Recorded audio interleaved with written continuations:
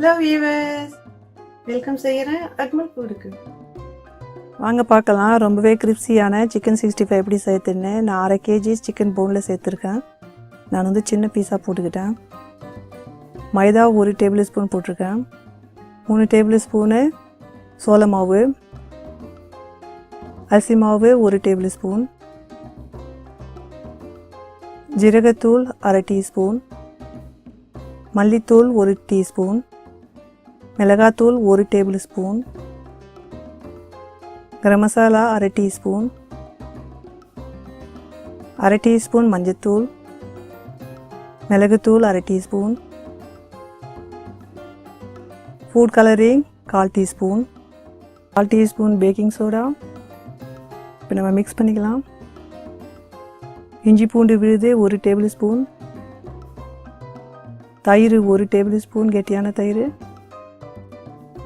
1 முட்டை எடுத்து நான் அடித்து இதில் கலந்துக்கிட்டேன்.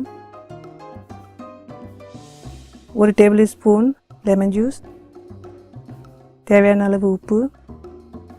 இது நம்ம நல்லா மிக்ஸ் பண்ணிக்கலாம். தேவைப்பட்டுச்சுன்னா தண்ணி கொஞ்சமாக போட்டுக்கலாம். ஒரு 2 டேபிள் ஸ்பூன் தான் போடுங்க, நிறையா போடாதீங்க. நம்ம நல்லா இட்லி மாவாட்டம் நம்ம வந்து கெட்டியாக வந்து நம்ம இது கலந்துக்கிட்டோம்.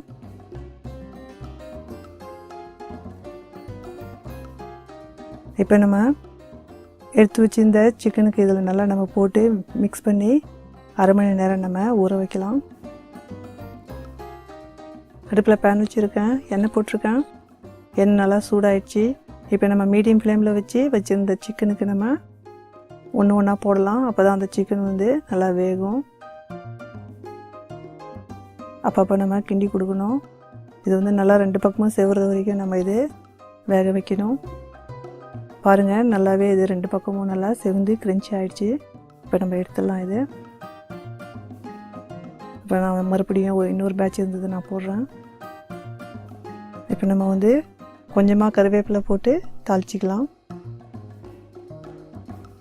ரொம்பவே கிரன்ச்சியாக சிக்கன் 65 ரெடி ஆகிடுச்சு. இதில் நீங்கள் காரம் கம்மியாக இருக்குன்னு நினச்சிங்கன்னா காரம் சேர்த்துங்க.